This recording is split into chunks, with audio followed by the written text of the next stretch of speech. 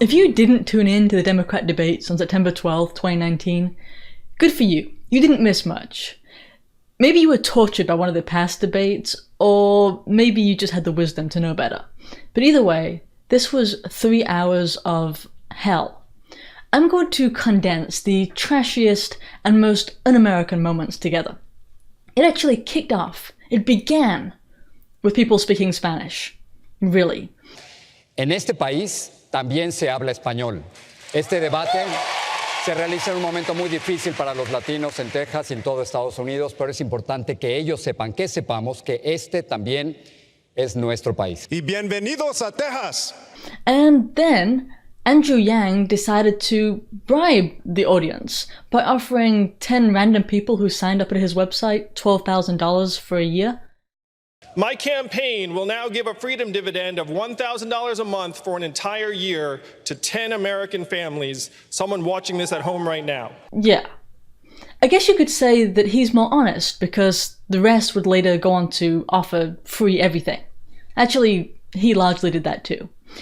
Bernie Sanders seemed outright unhinged, screaming for no reason, just exaggerated motions. I don't know what was wrong with him. When you don't pay out of pocket and you don't pay premiums, maybe you have run into people who love their premiums. I haven't. What people want is cost-effective health care. Medicare for all will save the average American substantial sums of money on his or her health care bills. Elizabeth Warren refused to answer the question of whether taxes would rise. She just rambled on for several minutes.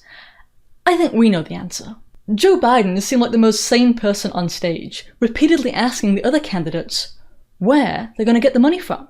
It's something that they dodged throughout the entire night, rather hilariously at that point. Or if you notice, he hadn't answered the question. This is about candor, honesty, big ideas. Well, let's have a big idea. The tax of 2% that the senator's talking about, that raises about $3 billion. Guess what? That leaves you about $28 billion short. That really set off Bernie Sanders, who seemed to irately scream at Biden, and Biden just grinned at him. On healthcare, all said that you can keep your doctor. You can keep your doctor. Remember, you can keep your doctor and you can keep your plan. That's what Obama used to say. Yeah, that didn't really end so well. But I've heard it before. And even if you could keep your doctor under the socialized healthcare systems that they're all proposing, you wouldn't get the same standard of care because your doctor would have to answer to them. That's the problem largely with socialized systems. And then, probably the most disgusting part of the night was the race-baiting politics that seemed endless and just disgusting. Julian Castro cited a number of cases in which police officers had shot Black Americans, and in almost every case it was a justifiable shooting. In fact, he even cited Michael Brown. You remember Michael Brown? He was the hands up, don't shoot case, in which Michael Brown neither had his hands up nor said don't shoot. In fact, he'd punched the officer and tried to grab his gun. It was a Democrat hoax, essentially. I was the first to put forward a police reform plan because we're not going to have any more Laquan McDonald's or Eric Garners or Michael Browns or Pamela Turners or Walter Scott's or Sandra Bland here from the Houston area. We need to root out racism. Booker then claimed that the proof that our justice system is racially biased lays in the number of incarcerated Black Americans. The truth is that Black Americans commit a disproportionate number of crimes. That's the reason, and everybody knows it. But the number of arrests of Black Americans roughly correlates with the number of 911 calls about them. Police aren't driving around looking for Black people on the streets to arrest. They're responding to calls about crimes that are being committed, and then they're arresting the people who are committing those crimes. That's it. Dear God, we have a criminal justice system that is so racially biased. We have more African Americans under criminal supervision today than all the slaves in 1850. Black voters have been played by the Democrats since at least the days of Lyndon Johnson. Hopefully they're done believing the lies and broken promises of the Democrats by now. Hopefully they're ready to leave the Democrat plantation. All of them talked candidly about how they would remove your rights, take your firearms away. So know this, if you vote for any of these people, any of those that were on stage, they will do everything in their power to take your guns away, to disarm you, to leave you defenseless. They made it very clear. And remember, it wasn't but 30 minutes before this that they said that the police were racist. And yet they want to take the guns away from the regular people so that only the police are armed, creating a police state. Even they don't believe what they say. It's clear. They're either lying in one point or in another point or in both points, but they're lying one way or another.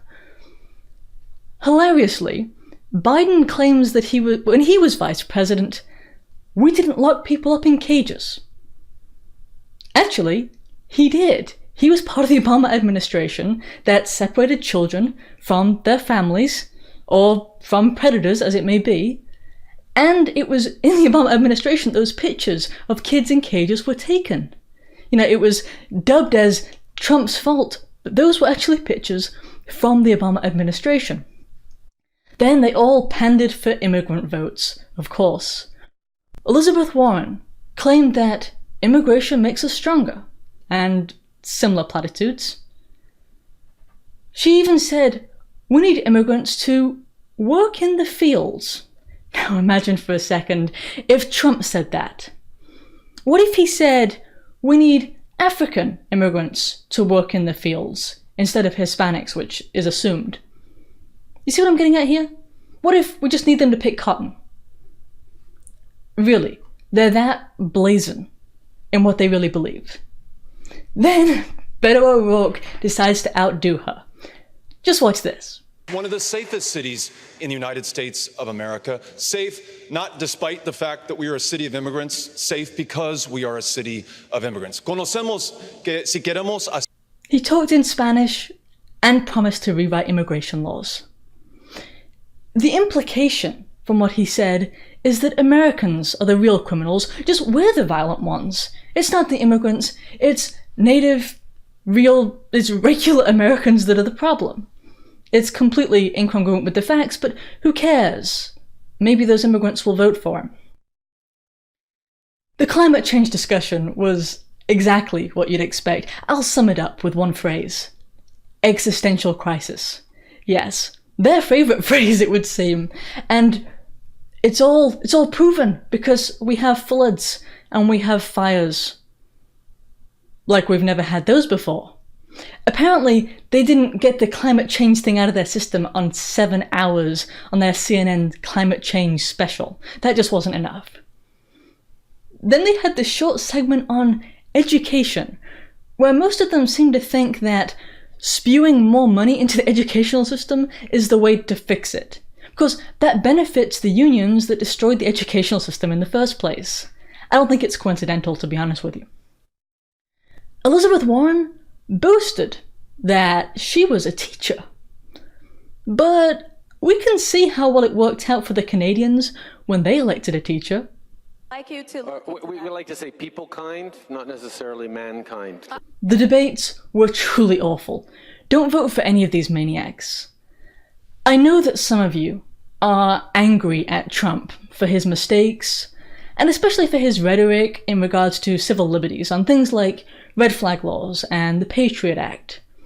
I understand that.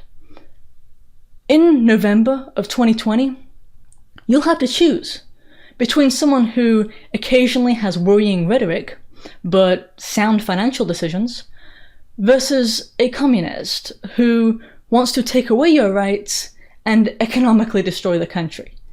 There really isn't a comparison.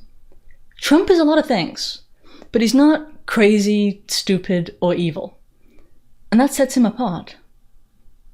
Stop, don't leave yet. Since you made it to the end, you probably enjoyed that video. In that case, here are some other videos that you might enjoy.